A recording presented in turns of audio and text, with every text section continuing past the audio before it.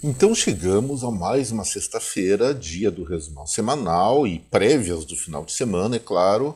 A respeito de hoje eu vou tratar de alguns assuntos rápidos, destacando a questão do recorde do déficit público brasileiro para os primeiros 8 anos de um primeiro ano de governo.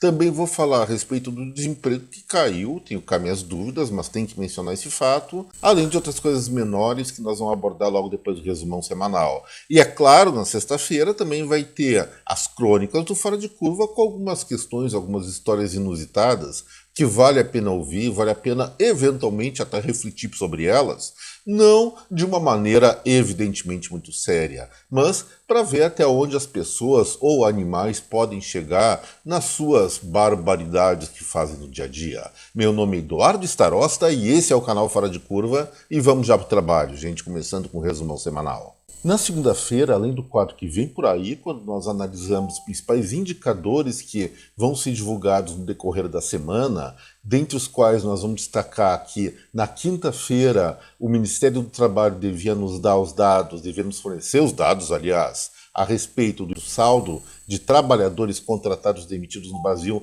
Não fez isso, não sei porquê, mas por enquanto não temos outra opção, vamos deixar isso para lá. E também no primeiro dia útil da semana abordamos dois assuntos específicos. Primeiro foi um relatório do Banco Central mostrando uma brutal queda de investimentos estrangeiros, para investimento mesmo, não é para mercado financeiro, para investimento produtivo no Brasil, nos primeiros 8 meses do ano e também em agosto. Isso aí nós fizemos uma análise e atribuímos à situação, à segurança institucional e as perspectivas não tão boas da economia brasileira, apesar do que vários analistas de plantão e veículos de imprensa estão falando. O outro assunto que, a meu ver, mereceu o maior destaque, lamentavelmente negativo, foi o pronunciamento do ministro Fernando Haddad, colocando como prejuízo das contas públicas o fato da justiça dar ganho de causa para contribuintes em eventuais contendas com o Estado. Ele está dizendo claramente que nesse caso de derrota jurídica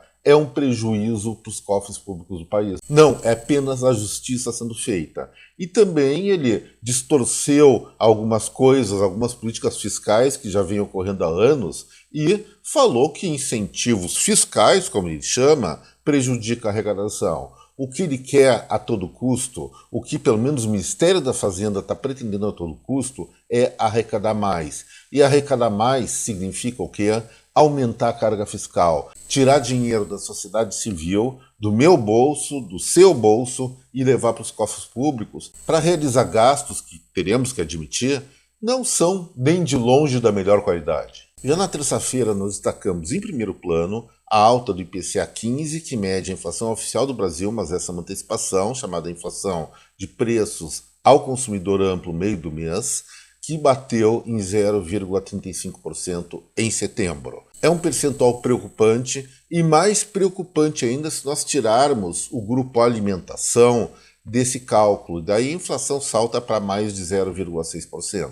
Então, gente, é bom a gente ficar de olho que a inflação no Brasil, sim, ela mostra uma tendência bastante contundente de elevar os percentuais nos próximos meses. E isso provavelmente tem a ver com o aumento dos gastos públicos, desvalorizando o dinheiro em relação aos produtos. Isso aí nós vamos ver também no final na análise de sexta-feira. Também na terça-feira, e esse foi o maior destaque do vídeo daquele dia, nós falamos sobre as encrencas, as tretas, as brigas que estão acontecendo entre os três poderes. No governo passado, quem não se lembra dos conflitos que ocorriam, especialmente entre poder executivo, chefiado naquela época pelo ex-presidente Jair Bolsonaro, e o Supremo Tribunal Federal. Agora o foco da briga mudou de lado. Não é mais judiciário contra executivo, e sim judiciário contra legislativo. Há sim uma interferência entre poderes, depois a gente vai repetir esse assunto, e isso está se tornando uma coisa muito grave. Está desestabilizando institucionalmente o Brasil, e naquela análise eu mostrei que provavelmente no futuro, talvez não tão longínquo, nós vamos pagar muito caro por isso. Na quarta-feira voltamos aqui a tratar sobre as contas públicas, mais uma lambança do Ministério da Fazenda, agora não foi efetivada, mas é uma proposta que tem grandes chances de passar, que seria horrível para o país, que é simplesmente considerar os juros dos precatórios. Para quem não se lembra, O precatório é aquela obrigação que o poder público tem de pagar para alguma pessoa, uma família, alguma empresa, por conta de indenizações de processos nos quais o poder público foi derrotado na justiça. Esses precatórios não são pagos à vista. Eles são postecipados por alguns meses e anos, rendendo juros. O que a equipe Haddad quer fazer?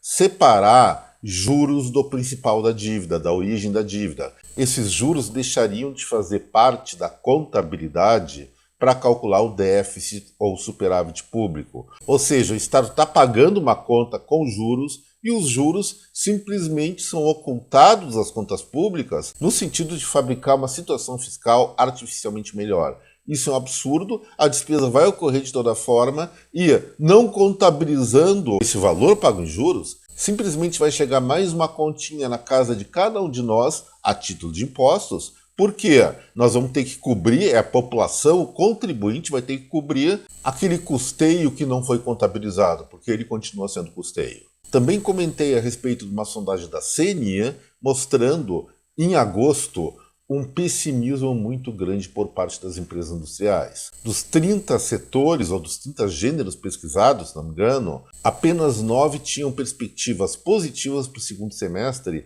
e 21 negativas, prevendo desaceleração, recessão nos últimos meses agora de 2023. Destaquei também uma coisa legal que aconteceu nos Estados Unidos.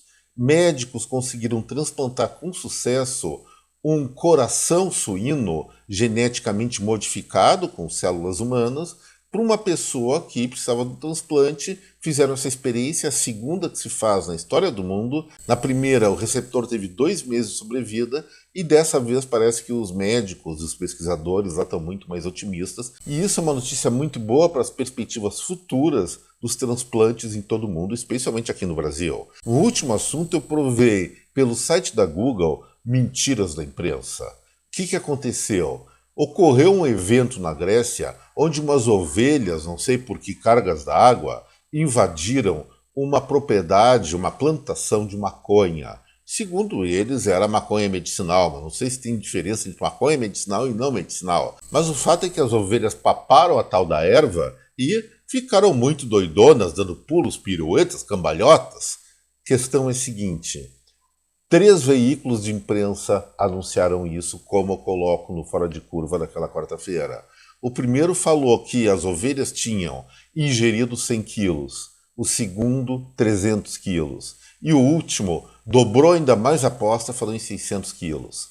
Gente, eu fotografei isso, eu printei, como se fala, e coloquei no vídeo. É um absurdo que informações objetivas acabam sendo tão distorcidas que elas se conflitam numa mesma imagem daquela maneira como eu coloquei. E chama atenção não por causa das ovelhas da maconha em si. O objetivo era mostrar que, dependendo da fonte jornalística, uma verdade é mostrada de uma forma ou de outra forma, assim como as mentiras. Moral da história: nunca se contentar apenas com uma fonte de informação, preferencialmente no mínimo 2 e de pensamentos predominantemente divergentes. Assim é mais fácil fazer uma síntese da situação e tecer aí sim as próprias avaliações, a própria opinião. E ontem, na quinta-feira, nós voltamos ao tema de guerra entre poderes que foi predominante realmente na semana. O que aconteceu?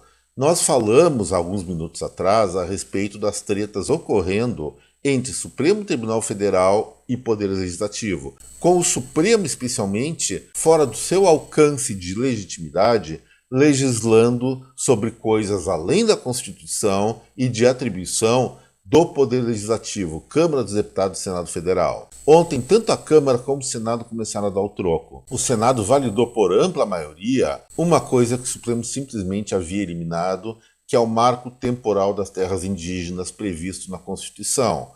Pelo lado da Câmara dos Deputados, 22 comissões se reuniram e estão fazendo protestos bem veementes contra a interferência do Poder Judiciário, do Supremo Tribunal Federal, em atribuições que não são suas, são sim de deputados e senadores eleitos pela população.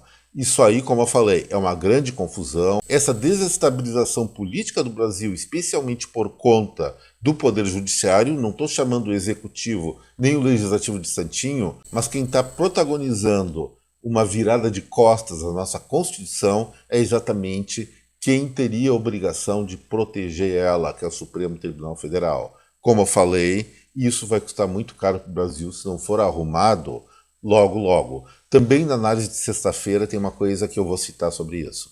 Mas antes disso, ontem na quinta, o ministro Alexandre Silveira, de Minas e Energia, fez uma proposta, ou está querendo uma coisa muito da pusilânime. Ele quer simplesmente reestatizar as 4 refinarias de combustíveis que foram privatizadas nos anos passados no governo anterior. Como é que ele está fazendo isso? Olha, simplesmente ele está fazendo uma prática desleal de comércio.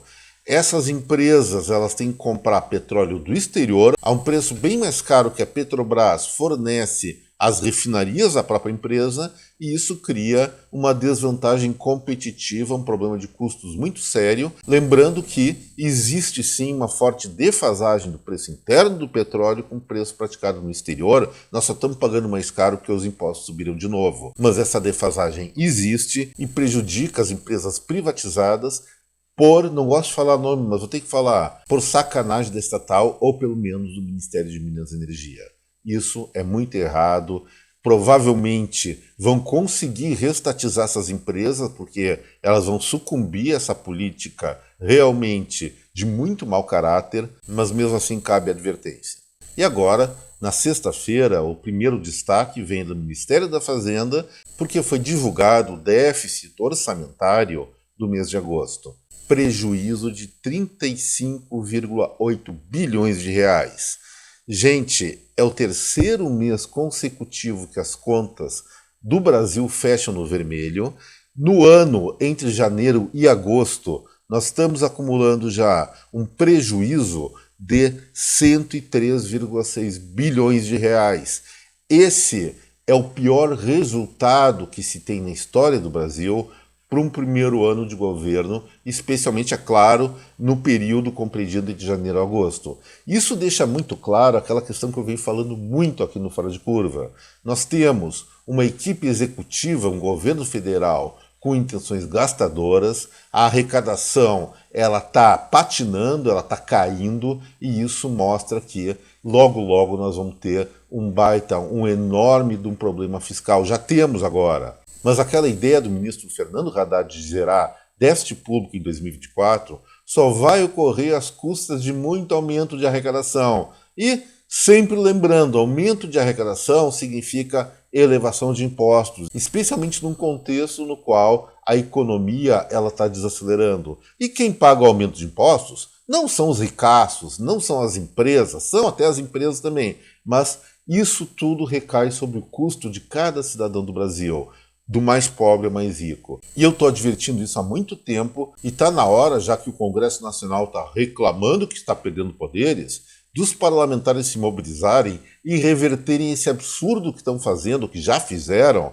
da reforma tributária. Aumentar o imposto sobre consumo, que pode chegar a 28% na maior parte dos casos. Isso realmente é uma situação vergonhosa, e como cidadão, lógico, na hora eu vou ter que obedecer, mas enquanto está sendo discutido, eu não posso admitir que se aceite uma desfaçatez dessas. Também hoje, na sexta-feira, o IBGE divulgou a taxa de desocupação no Brasil correspondente ao trimestre compreendido pelos meses junho, julho e agosto. Segundo o Instituto, essa taxa caiu mais um pouquinho, 7,8%. Eu já me manifestei sobre a metodologia do emprego, desemprego no Brasil. Acho que está acontecendo alguma coisa muito estranha. Não tenho condições, não tenho acesso às informações para identificar, porque, segundo os dados do IBGE, que considera a população brasileira em 215 milhões de habitantes, sendo que o censo acabou de dizer que é 10 milhões a menos, na verdade 202 milhões, mas a metodologia deles mostrou que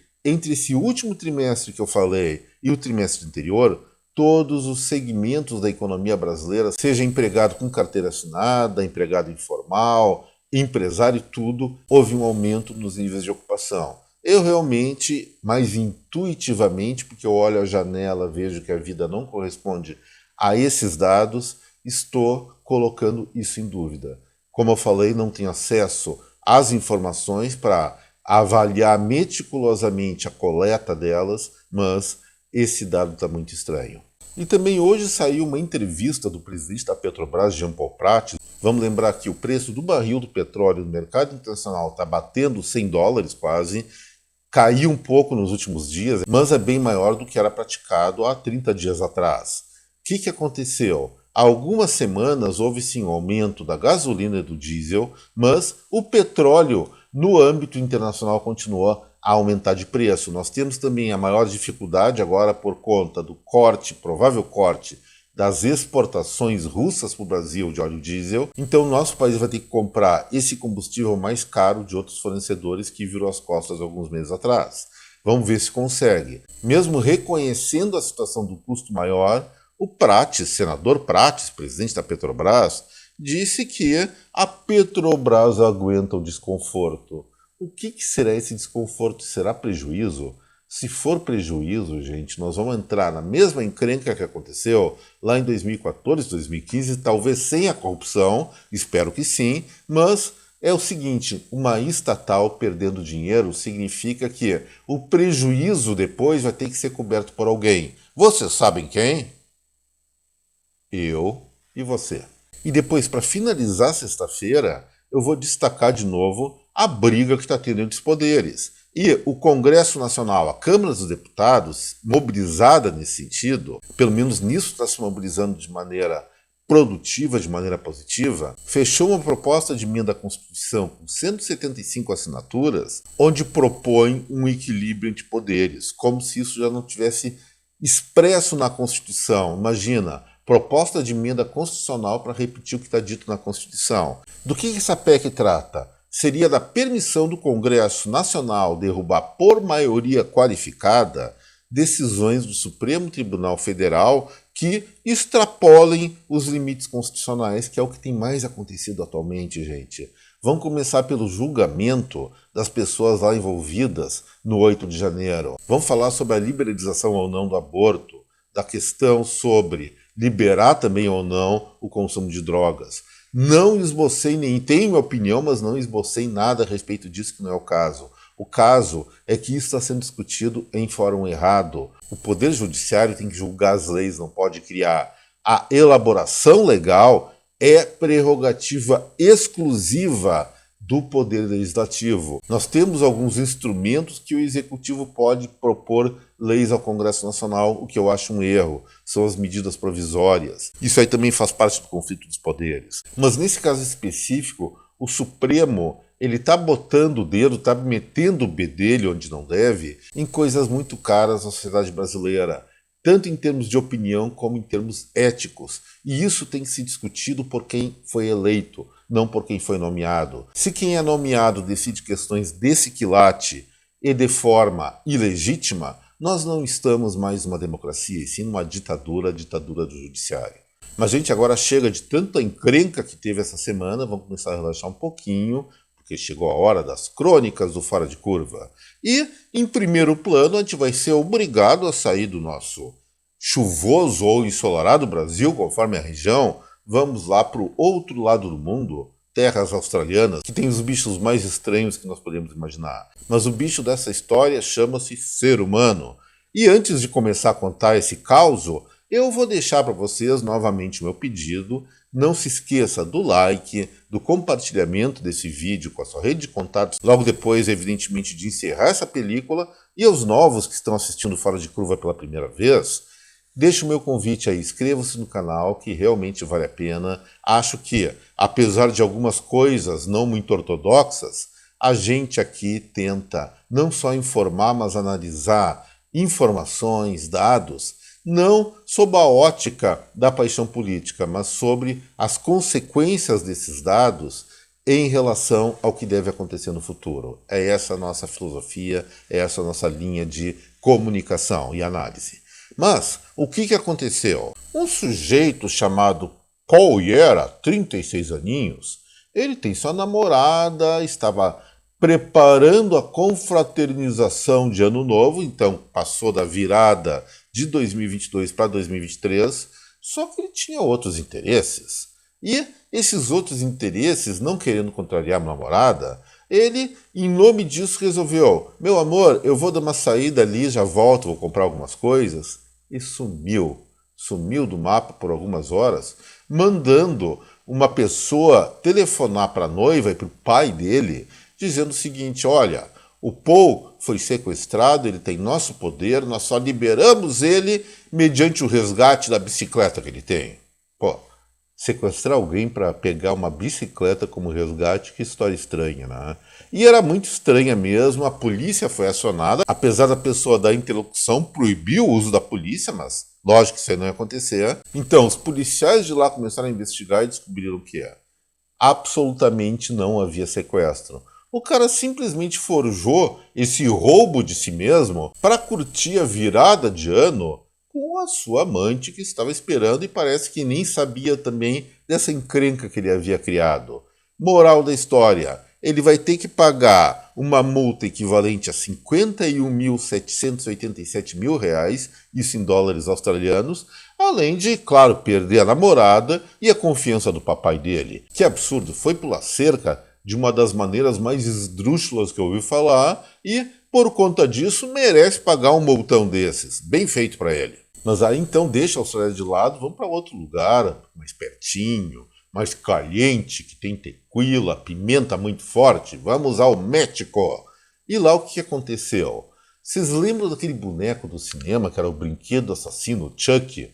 Bicho mais feio aquele. Realmente a gente olha para a cara daquele boneco, é um rosto muito perverso. Mas o que aconteceu lá nas terras mexicanas, no município de Monclova, no estado de Coahuila, é no norte do México? Um sujeito que não era da melhor laia gostava de praticar seus assaltos e, para assustar os assaltados, sabe o que ele usava? Um boneco do Chuck armado com uma faca ameaçando as vítimas.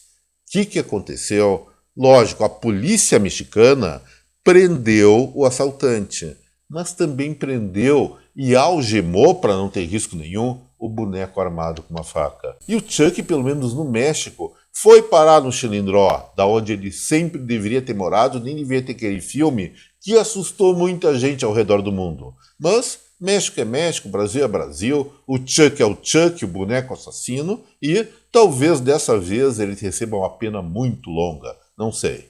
Mas agora, não querendo ofender, não me leve a mal, mas alguém já chamou você ou de seu cachorrão ou sua cadela? Bom, a maior parte das pessoas ficaria realmente ofendida com a adjetivação dessas. Só que não é todo mundo. Na Alemanha, gente, tem um grupo de pessoas que gosta de se identificar como cachorros, se vestem como cachorros, latem, andam como cachorro, comem como cachorros e resolveram confraternizar como cachorros. O que aconteceu? No dia 19 de setembro, ou seja, alguns dias atrás, na estação ferroviária de Potsdamer Platz, em Berlim, houve um encontro das pessoas com espírito, diríamos assim, cachorral. Não que gosta dos animais, mas se acha cachorro. Então, centenas de pessoas se reuniram naquela estação e passaram a se comunicar andando de quatro patas, ou de mãos e joelhos, né?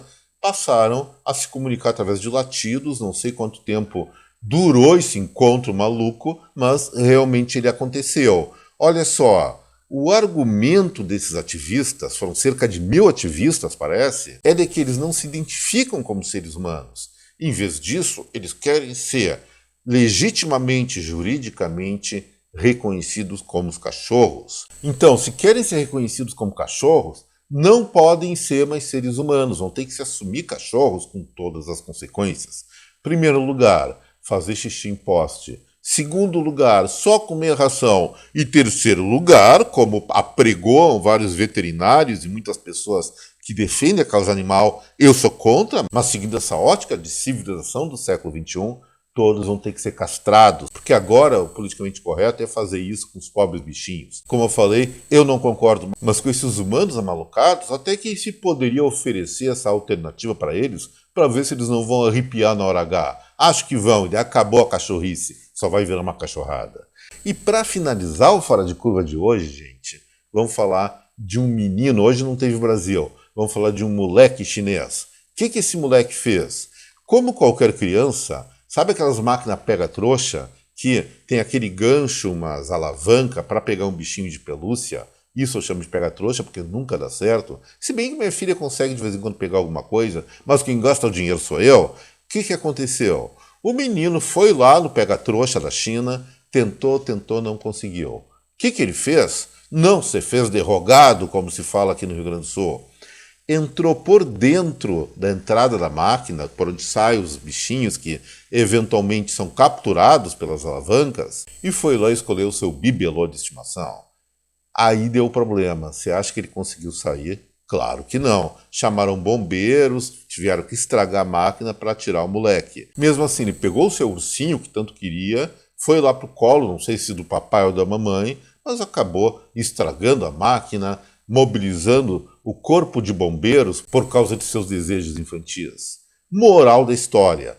Acho que essa história não tem moral nenhuma, é só um caos mesmo. Mas se os donos desses aparelhos, dessas engenhocas, fossem um pouco mais generosos, especialmente com crianças pequenas, tais situações não iriam acontecer. Eles iam pegar o ursinho de forma legítima e não iam precisar fazer essas aventuras intrincadas pela mecânica dos pega-trouxas. Gente, então por hoje era isso. Estou encerrando Fora de Curva agora, desejando a cada um de vocês um excelente, um primoroso, divertido final de semana. Descansem bem, recarreguem as baterias, porque é como sempre eu digo, segunda-feira, toda encrenca, não só aqui no Brasil, no mundo e no sistema solar, retorna e a gente tem que estar preparado para o que vem por aí. Um abraço a cada um de vocês, até breve, bom final de semana de novo, tchau pessoal.